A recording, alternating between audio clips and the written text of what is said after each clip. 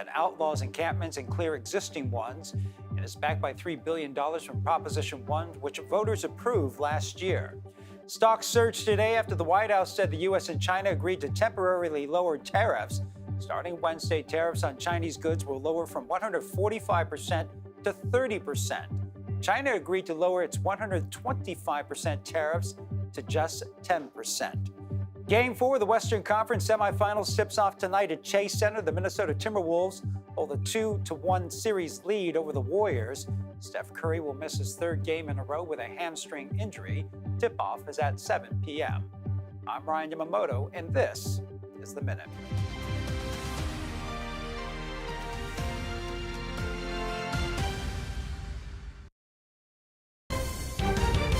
You're streaming CBS News Bay Area.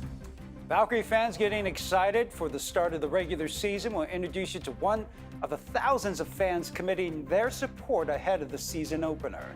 Plus, gun violence leaves a lasting impact on the families of the victims. We'll introduce you to a pair of Bay Area women who were brought together through trauma, now lifelong friends. Rent, PG&E, help me with food. She was bringing food boxes to me when I didn't have any. So it's never just like, oh, I'm working with the families, and I also learned stuff working with them as well. And a Tony-nominated play opening in the East Bay shines the spotlight on race and representation. We get a behind-the-scenes look at Yellowface. Thanks for joining us. I'm Ryan Yamamoto. Parts of the Bay Area seeing some light rain today. Meteorologist Jessica Birch is tracking when the sun will return. Well, we're off to a cool and wet start for us throughout the Bay Area today. Our daytime highs, they're only topping off in the 60s in places like Santa Rosa, off into the East Bay, stretched over into San Francisco and across the Bay Bridge back into Oakland. We're in the low 60s today, with upper 50s along our coastline. Now, we'll see on and off showers throughout the next couple hours here in the Bay Area. That'll be the case as we head into the afternoon, too. Some of us seeing a little bit more impressive rainfall totals than others. I'll show you that in just a second. But the good news is, we're sitting in the upper 60s today in San Jose and throughout the Santa Clara Valley, and we're only going to warm up more as we head into the next couple days. Let's start off with Futurecast showing you light to moderate showers continuing to sweep in from offshore into the afternoon hours today. We head into the evening hours tonight, and by Tuesday, we're just dealing with partly cloudy skies. So from now until the evening hours tonight, at least until around 9 o'clock, we get close to around 1/10 of an inch of rain off into the East Bay, places closer to Concord, Livermore, and Pleasanton. A little bit less impressive for our friends along our shoreline, but hey, some rain is better than no rain. And the best news about this, too, if you did have outdoor plans today, just push it off till tomorrow or Wednesday or Thursday, where it's sunnier and warmer, especially in our inland areas. We're going to jump up into the upper 70s, which is a big difference compared to the 60s we're in right now, and then we'll see some low 80s trickled in there too, just into our Thursday and Friday forecast to kick off the weekend. Nice and mild, and definitely spring-like for us throughout the Bay. Now, you make your way over into the Bay forecast closer to San Francisco, Oakland, Berkeley, Daly City. All of us, we're going to be seeing a little bit cooler weather compared to the East Bay and the Santa Clara Valley. We'll jump into the 70s, though, as early as Thursday. Hold on tight to that warm weather into Friday, and then we're back down, flirting back and forth with 60s and 70s heading into this weekend's forecast. Well, there could be a tariff breakthrough between the U.S. and China. The White House says both sides have agreed to lower their tariffs. Starting Wednesday, tariffs on Chinese goods will lower from 145% to 30%. Meanwhile, China agreed to lower its 125% tariff on American goods to just 10%. The White House says the temporary trade deal will last for 90 days while talks continue. We concluded that we have shared interest, and we both have an interest in balanced trade. The negotiations are expected to address America's nearly $300 billion trade deficit with China. News of the agreement caused stocks to surge more than 1,000 points at the opening bell. And that agreement could boost activities at ports nationwide, including at the Port of Oakland. That's where we find our Veronica Macias.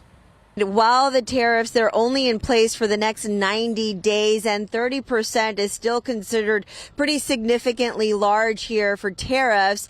Analysts are saying this is a positive surprise this morning. And here at the Port of Oakland, we had been hearing from dock workers. Remember, the majority of the items that are imported here are coming from China. You have everything from semiconductors, apparel, to home goods. And we know that there had been a significant decrease in supply that they had been seeing out here in the number of containers. So we know that the higher tariffs mean less containers, but recently we had spoken with an Oakland company managing a 15-acre truck parking and service facility for thousands of truckers. And the announcement of the tariffs started causing supply to go down because of uncertainty. And some truckers, they were being sent home early. So there was real concern about possible job cuts. So many are having a sigh of relief, you could say, this morning, businesses today.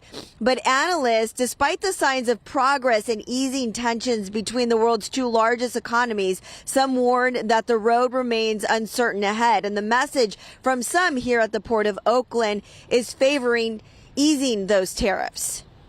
We're being bullied to the rest of the world, and we need to learn to play nice.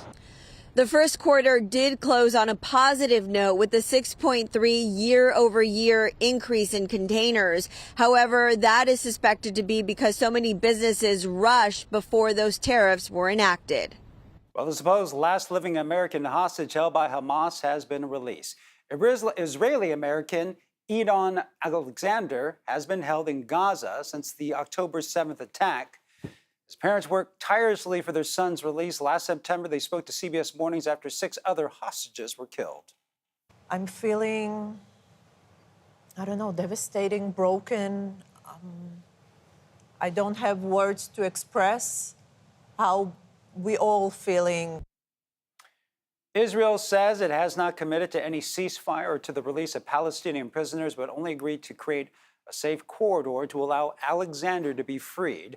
More than 18 months of war shattered the Gaza Strip, but it's thought the militants are still holding 58 captives, 23 of them alive. According to the Gaza Health Ministry, more than 50,000 Palestinians have been killed since the October 7th attacks. Bay Area drivers are facing more pain at the pump. According to Gas Buddy, gas prices in San Francisco are up 25 cents in the past week. The average price in the city today is $5.15. Prices in San Jose and Oakland are also up to $5.05. The Golden State Valkyries gearing up for the regular season opener this Friday, and they hope to keep that momentum going. They scored their first preseason win ever yesterday, coming from behind to beat the Phoenix Mercury 84-79. More than 10,000 Valkyrie fans bought season tickets for the inaugural season, breaking records in the WNBA. Kelsey Thord got a chance to meet one of the families who made that commitment.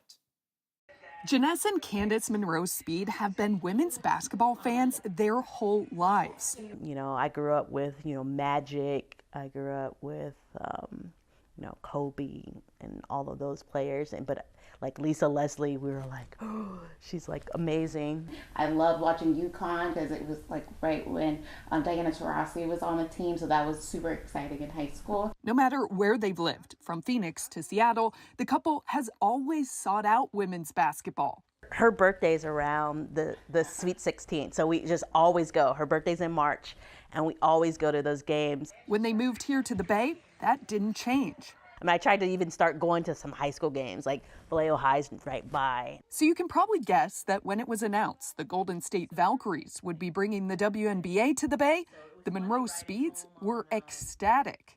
Put the deposit down. It's like we need to show them that we want it. So like, let's make sure that we promote it and sign up really fast.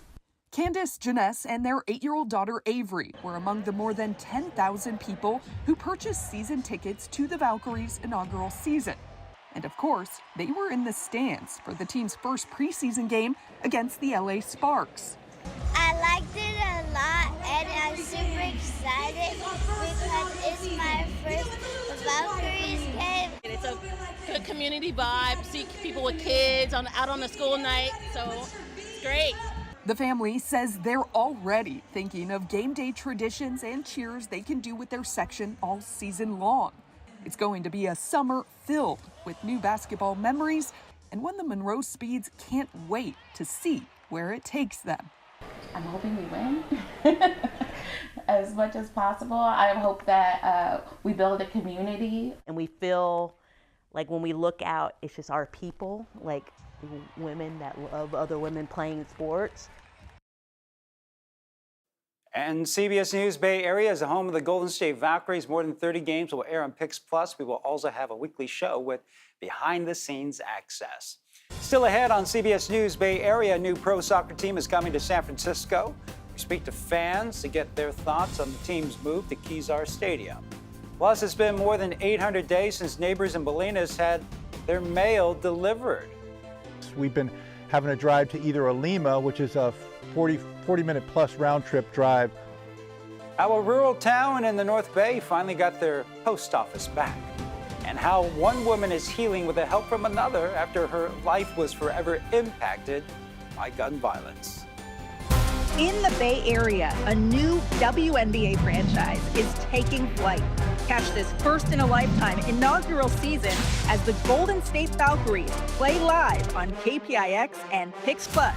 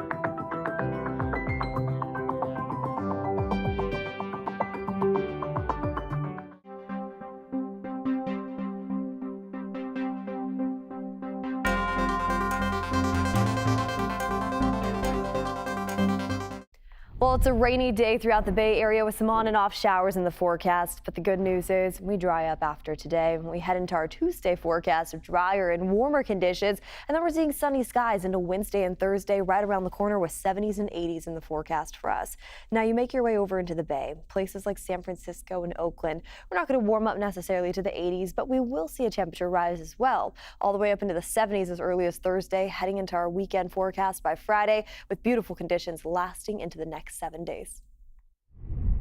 Well, a new pro soccer team is coming to San Francisco. Golden City FC will move into Kezar Stadium as part of its partnership with SF Rec and Park. Amanda Harry spoke to sports fans about having another pro soccer team right here in the Bay Area.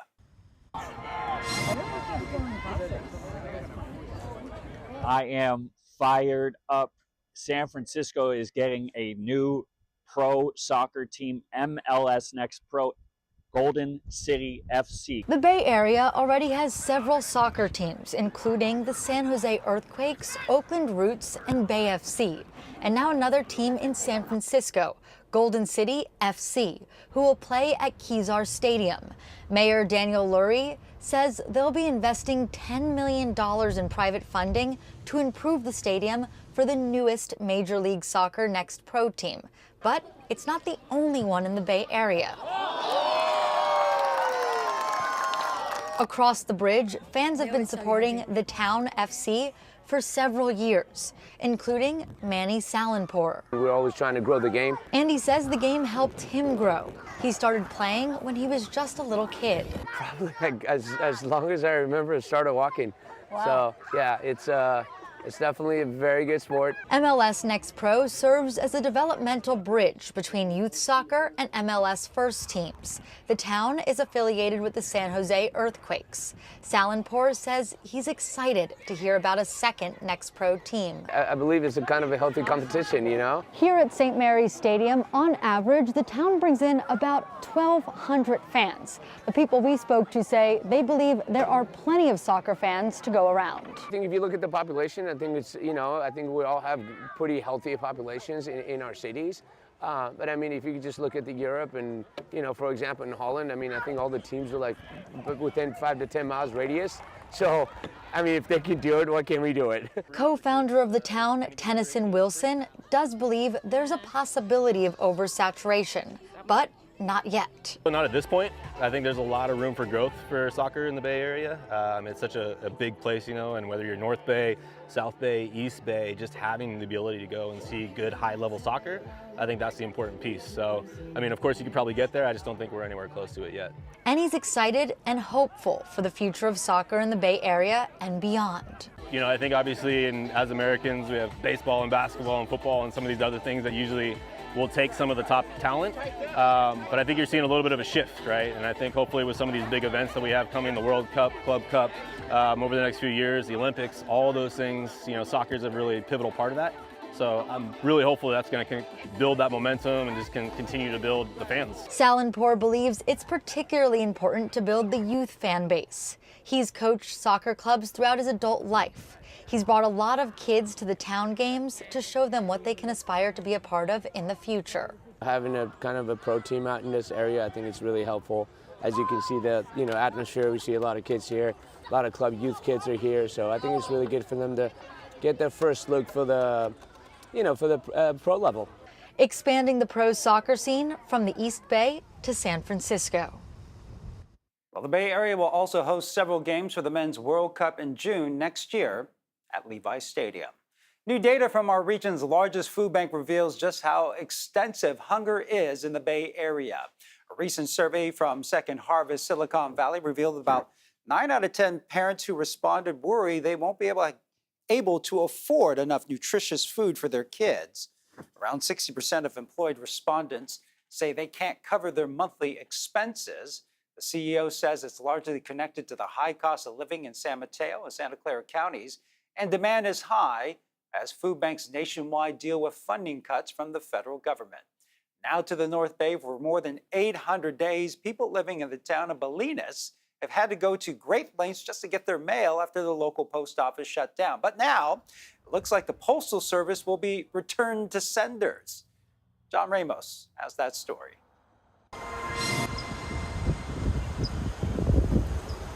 There are mailboxes on the street in Bolinas, but most people don't get delivery to their homes. That's why the closure of the local post office was such a big deal.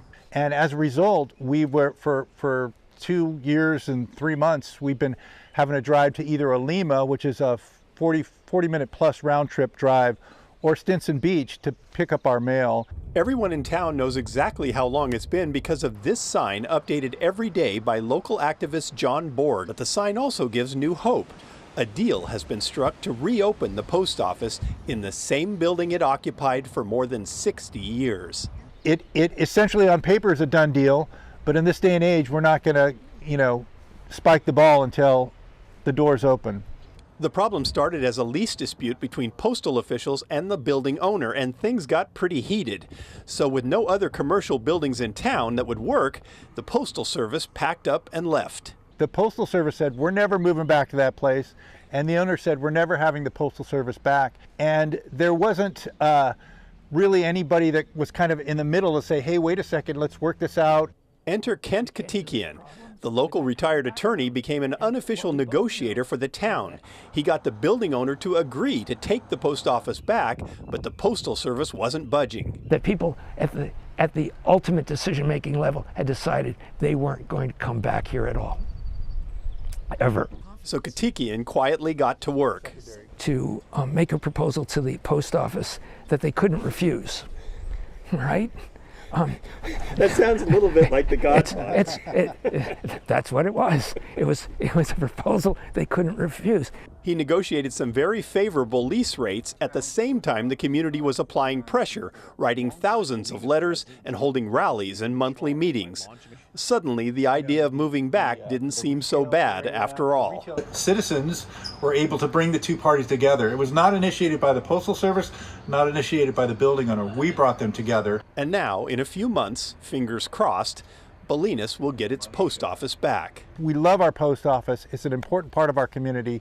So it's kind of crazy that it's back to where it started, but we'll take it. It will take some time to rebuild the office, but as evidence that the town holds no hard feelings, they've already erected a thank you sign. Or is that just another form of gentle pressure to keep the process moving? And still ahead, a nonprofit in Oakland working to lower homicide numbers while providing healing sessions for those impacted.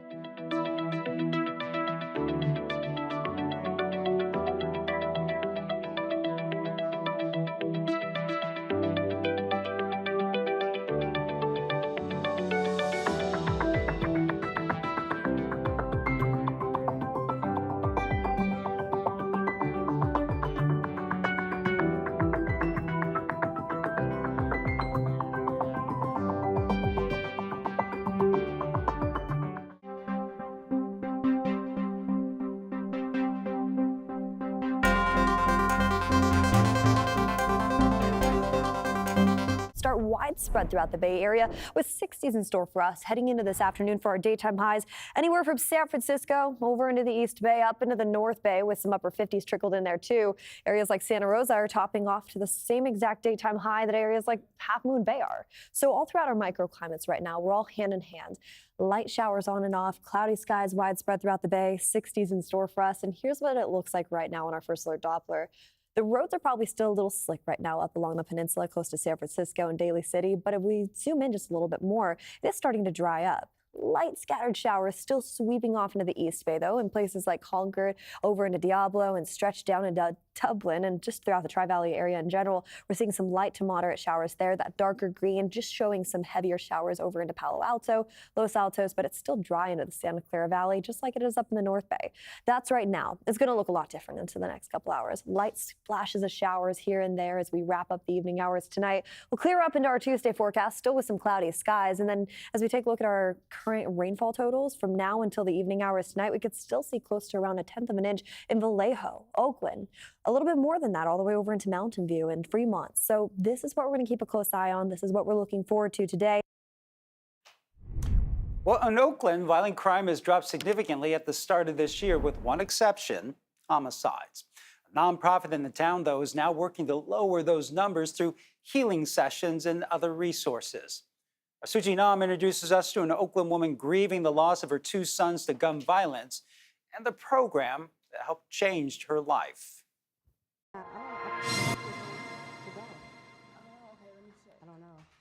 It's been really hard on me. It's not easy for me. Ursula Capers holds on to the memories of her sons who died from gun violence in Oakland a few years ago. Eric Radford I and Eric Radford III. They misidentified who he was. They thought that he was somebody else because he had the same car as him. And when they shot him in his chest. Capers says she was lost and couldn't find the strength to live through each day. But looking at the photos of her children filling the walls of her home comforted her. I have not really want to be around anyone.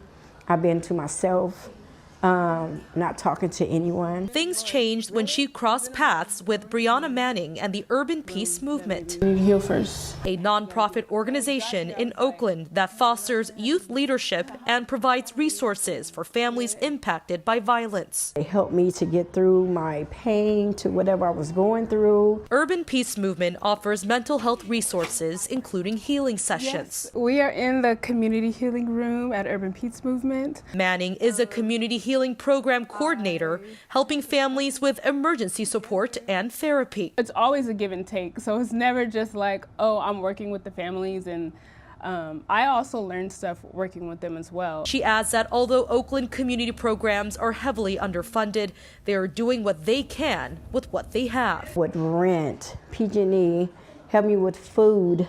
She was bringing food boxes to me when I didn't have any. Manning strives to help more mothers, just like Capers. There's so much love, there's so much light, there's just people pouring into each other, and I wish that we were able to document that more instead of just saying like, oh, Oakland is a bad place when it's not. Because thank you. A city filled with stories of resilience in the darkest of times. Capers has been taking care of her 3-year-old granddaughter, Christina, who never got to meet her father. They've now become each other's light in their lives, as well as Manning. Planning to continue to be in her life, and she be in my life because she can't disappear.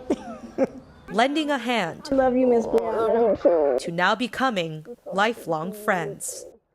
And coming up in our next half hour in CBS News Bay Area, turmoil in San Francisco's Mission District over increased police presence and the crackdown on drug dealing. And a local government using AI in meetings as some people worry about the potential long-term impacts.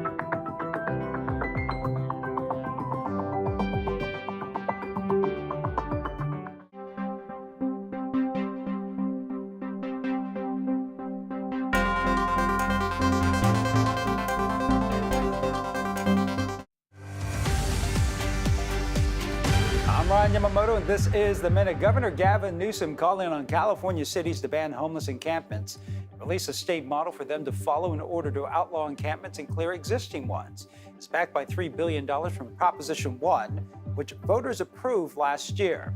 Stocks surged today after the White House said the U.S. and China agreed to temporarily lower tariffs on each other. Starting Wednesday, tariffs on Chinese goods will be lowered from 145% to 30%. China agreed to lower its 125% tariffs to just 10%. Game 4 of the Western Conference semifinals tips off tonight at Chase Center. The Minnesota Timberwolves hold the 2-1 lead over the Warriors. Let's see if Jimmy Butler can continue to shoulder the load with Steph Curry still out with an injury. Tip-off is at 7. I'm Ryan Yamamoto, and this is The Minute.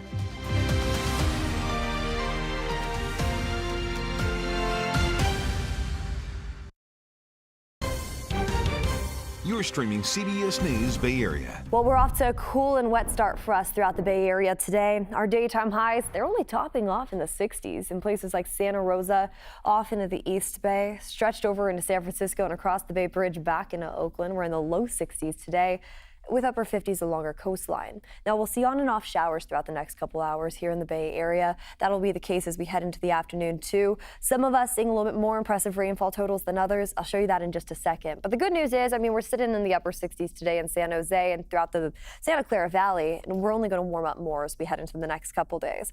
Let's start off with Futurecast showing you light to moderate showers continuing to sweep in from offshore into the afternoon hours today.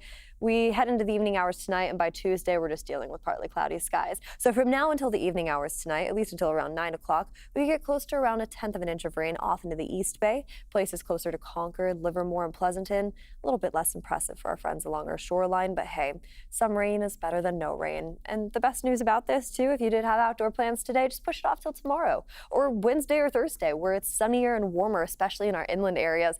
We're going to jump up into the upper 70s, which is a big difference compared to the 60s we're in right now, and then we'll see some low 80s trickled in there too, just into our Thursday and Friday forecast to kick off the weekend. Nice and mild, and definitely spring-like for us throughout the Bay. Now, you make your way over into the Bay forecast closer to San Francisco, Oakland, Berkeley, Daly City. All of us, we're going to be seeing a little bit cooler weather compared to the East Bay and the Santa Clara Valley. We'll jump into the 70s, though, as early as Thursday. Hold on tight to that warm weather into Friday, and then we're back down, flirting back and forth with 60s and 70s heading into this weekend's forecast. Well, Governor Newsom is cracking down on homeless encampments, pushing to clear tents from sidewalks all across California. The governor can't force any cities or counties to enforce a ban, but he did release a state model for them to adopt in order to outlaw encampments and clear existing ones. The initiative is backed by $3 billion in state funding to expand housing and treatment. But there's some frustration in San Francisco's Mission District stemming from the city's aggressive crackdown on open-air drug markets. Police have been zeroing in at 16th and Mission, where drug use has been rampant, but neighbors tell our Cara St. Cyr the problem is now getting pushed into other parts of the neighborhood, in some cases just outside neighbors' front doors. What we've been seeing here in our neighborhood is just deteriorating. 16th and Mission is unrecognizable to Roberto Hernandez. People coming here to sell fentanyl, to use fentanyl. The number of people who are sick, who are addicts, are now living on our streets in our neighborhood. A lifelong resident of the Mission, Hernandez says attempts to clean up the city are pushing crime and homelessness into the heart of his district. And now it's hell. And that police presence is doing little to stop open drug use or illegal street vending. So you go right up the street or that way in the alleys and in the side streets, that's where a lot of them have moved. They used to be here on the plaza. So it was great that they put this RV here and they got the police out here, but they just moved a block away. The city started cracking down on crime hotspots with police raids. 16th and Mission was raided back in March, where police made 4 arrests and confiscated an ounce of drugs. Since then, SFPD added more police presence in the district and placed plainclothes officers in alleyways. Jackie Fielder, the supervisor for this district, says the cleanup of 16th and Mission is her top priority. We reached out to her office for comment, but got no response. Philomena, a store owner near the plaza, says the problems of 16th and Mission made it to her storefront. I've had instances where I felt unsafe, a number of times for sure. I would say maybe like 4 times where it was significant. She says longer rehab stays and assistance programs are the only way to address the root of the problem. I just think it's a systemic problem that the city consciously chooses to ignore. Hernandez agrees. Take them and be compassionate and give them some love and help them save lives. Of a community he believes is hanging on by a thread. Well, this summer, the spirit of the Grateful Dead could come to life at Golden Gate Park. Today, San Francisco Mayor Daniel Lurie announced a plan for Dead and Company to perform 3 concerts at the Polo Fields in early August. The shows would commemorate the 60th anniversary of the Grateful Dead. The proposal still needs to be approved by Rec and Park. If approved, Mayor Lurie says it could draw up to 60,000 people per day. In Santa Clara, some members of the city council are embracing AI programs like ChatGPT. As Len Ramirez reports, it's sparking concerns about the use of AI to make important decisions. Well, here in the city of Santa Clara, which is home to some of the companies advancing the technology of artificial intelligence, some members of the city council are starting to use AI to make important decisions affecting the public. And it may be a case where practice is getting ahead of policy. 100% should check every reference. Kevin Park is a tech-savvy 2-term member of the Santa Clara City Council. He previously spent 30 years as a scientist and engineer in Silicon Valley, which included working for 3 companies involved in artificial intelligence. And he worries about a recent trend with some of his council colleagues who are using generative AI apps like ChatGPT to help them decide issues. People need to realize that ChatGPT is not trying to answer your question. It's trying to give you a most likely response. And that's a very different thing. Who did you look at? How do I know that? At a recent public meeting, the Santa Clara City Council was grappling with the question of whether to approve a vendor contract for non-NFL events at Levi Stadium. Mayor Lisa Gilmore wanted to compare deals with other vendors in other cities, but no one had the information quickly enough at hand. So she went to her laptop to find her answer. Yeah, okay, I've just come up with a bunch of companies that do it throughout the United States. I love ChatGPT. Minutes later, Mayor Gilmore joined 2 council members to vote down the contract. She did not respond to our request for comment, but it may be one of the first on-the-record instances where AI was used in city council decision-making, a threshold that concerns Irina Raiku of Santa Clara University's Markkula Center for Applied Ethics. In the context of intersections like this between an improving but imperfect technology and insufficient AI literacy and just understanding of the limitations of the technology, that it really can become a public danger. ChatGPT is one of the most popular generative AI apps in the world. It's known as a chatbot. If you tell it you have a new dog, it can generate a conversation leading to care and training tips and ideas for naming it. People often use it to answer hard questions, condense large amounts of information, and generate new creative content, including pictures and written documents. Raiku says there's much more to it than a Google search, and it's not infallible. More and more people are aware of the hallucinations, the fact that generative AI really generates content. It doesn't just find it. And so it can, it often generates very accurate responses, but sometimes they are not accurate at all, or they don't fit the factual aspect of the question. What it's trained on has a great deal of impact on what it finally gives you. Councilmember Park cautions against city leaders using it as a replacement for other kinds of research. If we're asking to summarize or tell us things that we know nothing about, we have no basis for saying the information's wrong or right. Oftentimes, people say, AI gave me the wrong answer, or it did something that was very strange. Many local agencies are still developing AI policies. Santa Clara has established an AI working group to develop best practices and should finalize its own policy later this year. It may no longer be a question of whether to use AI, but rather how to use it responsibly. Up next, how an East Bay play is shining a light on race and representation.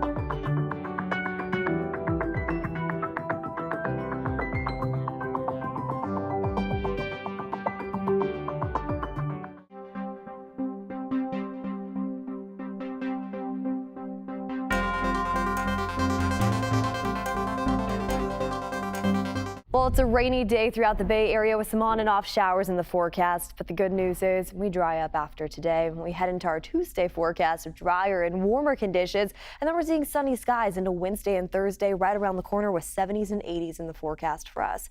Now you make your way over into the Bay. Places like San Francisco and Oakland, we're not going to warm up necessarily to the 80s, but we will see a temperature rise as well. All the way up into the 70s as early as Thursday, heading into our weekend forecast by Friday with beautiful conditions lasting into the next 7 days.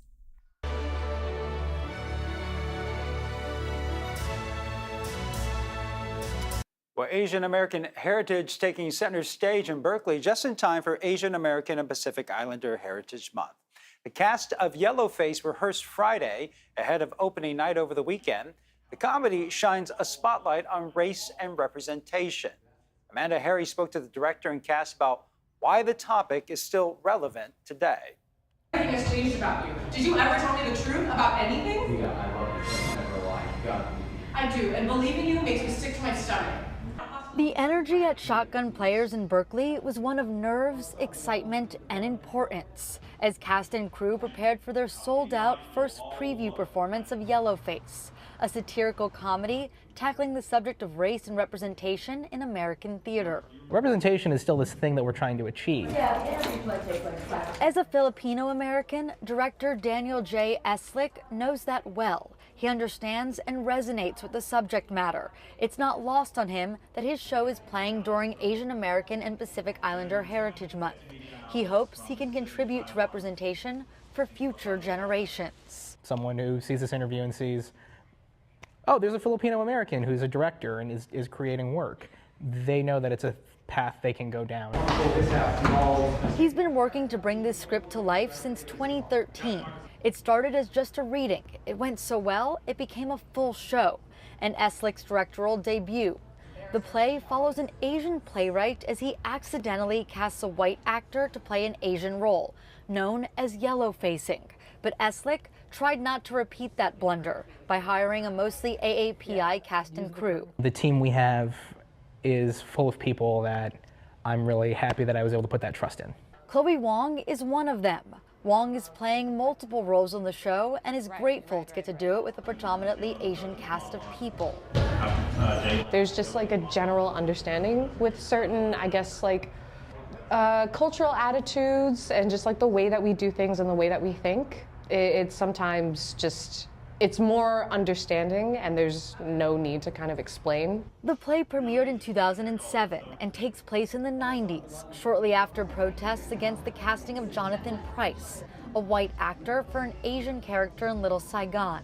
Wong says much of the story is still applicable today. There is so much to learn from, even though this is technically a little bit dated, like the people that are referenced, maybe not everyone from like maybe the younger side of the spectrum would understand, but it's still extremely relevant to what is going on today. And it's fast-paced, it's funny. Eslick admits he feels some pressure taking on such an influential and important piece of theater. It's a little terrifying. But he says he's honored and confident the cast and crew will be able to do justice to it. I think David Henry Wong has crafted such a tight script, such a beautiful, hilarious script, but I think the things we've added in will shed some light on the AAPI experience. And tonight we'll introduce you to an artist whose canvas is a little unconventional. Each plant tells its story, each tiny snip is a work of art. In the East Bay, Dennis Makashima carefully crafts living masterpieces, potted trees, shaped, pruned, and molded in the timeless tradition of bonsai. The plants are all incised, and each one possesses different qualities and individual beauty, but all are rooted in artistic ideals of bonsai. You just naturally saw it. Not naturally. Well, when I first started, I kind of sensed. Then I realized this was just meant to be. But I don't think I call it fate. It was just something that I was destined to do this. Coming up tonight, you can see my story of an extraordinary artist who has spent much of his life studying, practicing, and spreading the word about the beauty of bonsai. And you can find all of our stories for AAPI Heritage Month on KPIX.com. Be sure to watch our Legacy and Leadership special coming up on KPIX. You can see it next Thursday, May 22nd at 7:30 p.m. and May 24th at 7 p.m. Well, coming up, a Redwood revival. We're going to take you inside a $1.8 billion renovation in Muir Woods. In the Bay Area, a new WNBA franchise is taking flight. Catch this first-in-a-lifetime inaugural season as the Golden State Valkyries play live on KPIX and Pix Plus.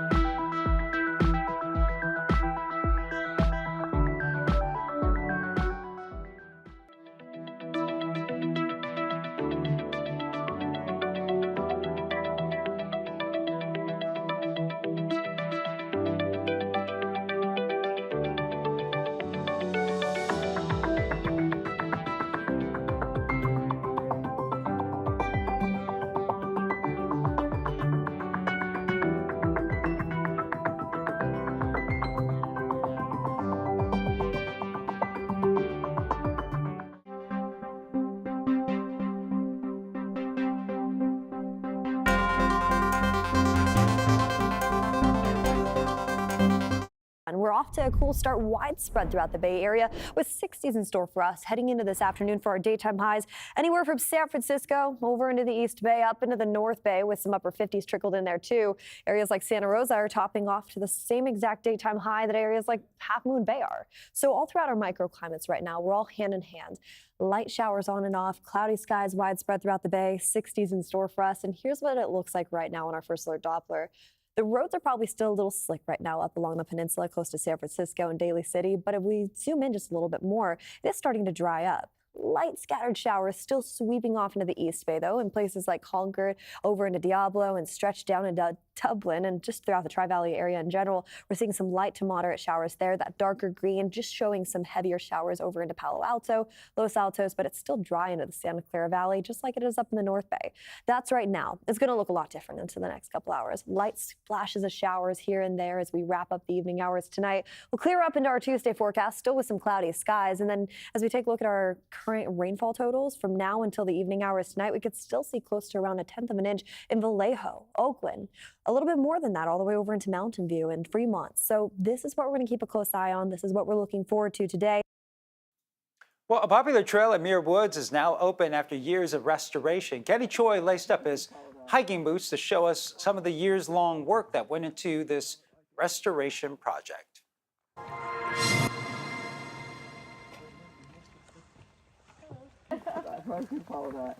Jim Willens and his family wanted to hike the fully reopened Ben Jonson Trail, which winds through the forests of Muir Woods, surrounded by towering redwoods that filter the mid-morning sunlight. The two of them are having a big old conversation, and I'm sort of communing with nature up about 20 feet in the front.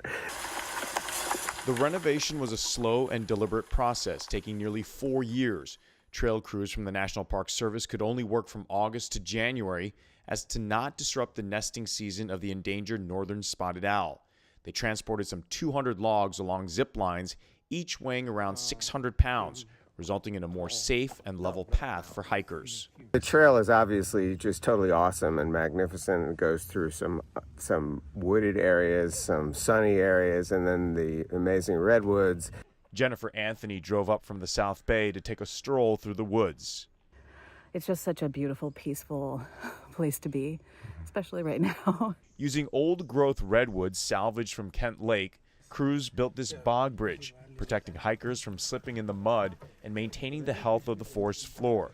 Hillary Collier didn't work on the project, but has hiked it countless times and informs everyday hikers where to explore.